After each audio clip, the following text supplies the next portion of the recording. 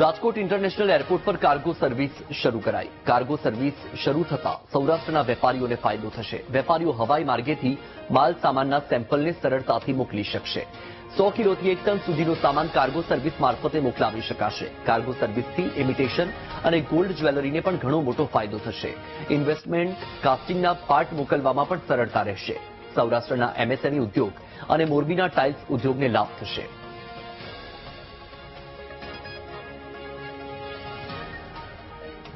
Cargo terminal ચાલુ થવાનું છે, એનાથી વેપારીઓને સૌરાષ્ટ્ર આખાના વેપારીઓને અનંત ફાયદો થઈ શકે એમ છે। આશરે 8 થી 10,000 વેપારીઓ આનો લાભ લેશે એવું અમને દેખાય છે, કારણ કે ખાસ કરીને ઇમિટેશન જ્વેલરી, ગોલ્ડ, પછી ઇન્વેસ્ટમેન્ટ કાસ્ટિંગ, બ્રાસ પાર્ટ્સ જામનગરથી જે આવે છે એ ટાઈપના ટાઇલ્સ, મોરબી ઉદ્યોગ ઘણા બધા આ સર્વિસનો લાભ લેશે। ખાસ કરીને સોના ચાંદી વાળા વેપારીઓને રિસ્ક બહુ હોય છે। અમદાવાદ કે બોમ્બે એ લોકો પાર્સલ મોકલે તો ટાઈમ કન્ઝ્યુમિંગ પણ હોય છે।